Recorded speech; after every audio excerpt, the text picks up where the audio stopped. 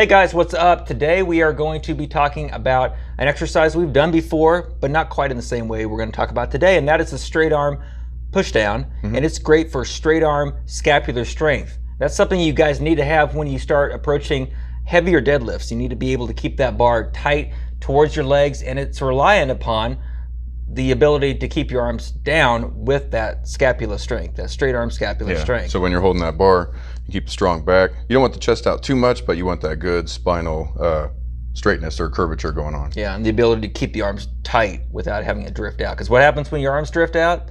Lower back. Lower back starts to round, and that's no good. Yep, keep that bar close. Right, so today we're going to talk about two variations. Now the first variation we want to talk about is what you did, a new variation that I hadn't done on the pullover. And that was a push down, pullover, whatever. It was almost like more of a pullover move the way you did it. Now just discuss that a bit. That was, this one was more of a 45-degree incline. It's kind of like a pullover or a pull down. Not really the pull down, it's more like that. But the pullover, you sit facing away from the cable and pulling down towards the quads or the waistline. Versus the other variation where you're either kneeling or standing and you're facing the cable and you're pulling straight down. So the pull actually happens from a different angle. The muscle pulls from a different portion of the muscle, so you get different involvement.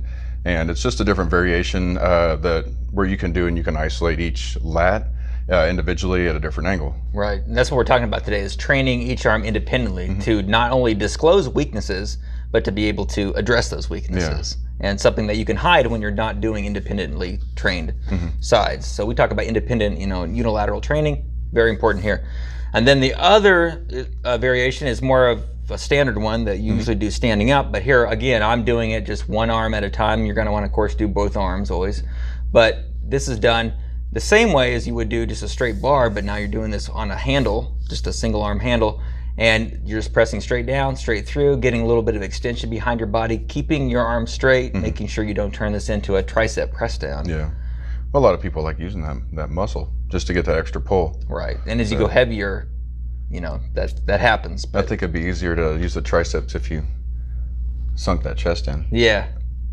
Versus having that chest out. Right, so if you keep the chest out, then you're automatically gonna go work a little bit more on the lats. Oh yeah. And not as much on the triceps. It'd be easier to pull from that angle. Right, so here's two new moves for you guys to use to incorporate into your training program. We've talked about it before, but we had to come back and kind of show a couple variations because straight arm scapular strength is so important to make sure that you have when you're doing primarily the deadlift. Yeah, more than anything. I would say just check out your upper thoracic structure in the mirror. See where your differences are on both sides, and see where like the scapular and everything is built up in that area. If you can't see too much definition, go in for these single arms. Go in, focus on flexing, you're stretching, go back in, you'll probably see more definition. Yep, excellent. That's a good point. So hope you guys have a good week. Implement these into your training, and we will see you very soon. Take care.